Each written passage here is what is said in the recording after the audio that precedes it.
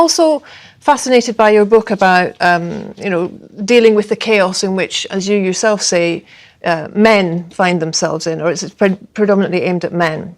No, and it's I think not, that. but I'd read an article with you in which you sort of said, well, yes, it probably is mainly men. Why do you think it is that so much of what you say is so very popular with the alt-right? It isn't. And you don't have any evidence for that at all. More than the evidence that alt-right people Daily watch this Stormer, show. Neonite. Yeah. Well, this is absolute nonsense, and I don't appeal primarily to the alt-right. There's no evidence for that at all. It's the proclivity of. I never said primarily. Looking at the Cathy Newman documentary. What reaction? Interview. There's 10 million people watched that and commented on it. I'm talking about what I saw, and I'm curious to know what your reaction was to the glee with which the alt-right seized upon that. Well, I don't accept. Should we deal with the death threats? I mean, she had, I think, a dozen. I don't accept the concept that it was the alt-right that was doing this. There were 10 million people who commented on that video, and about 95% of them commented negatively on Cathy Newman's behavior. Why would you assume that? Why would you assume that if women are who have children are working part-time that they're being forced into it? I'm not saying they're being forced into it. Well, that's what you said. I'm saying that some of them are.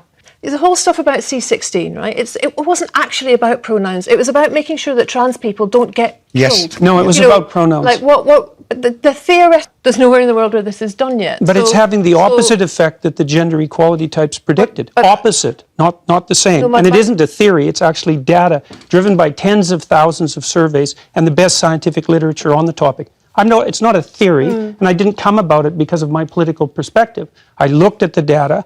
What it showed was that as countries become more egalitarian, the differences between men and women grow. They don't shrink. But if you take the 1 in 100 most aggressive people, they're all male. And that's why the overwhelming proportion of people who are in prisons are male. Now, do you want to equalize that, just out of curiosity? What about bricklayers? They're 99% male.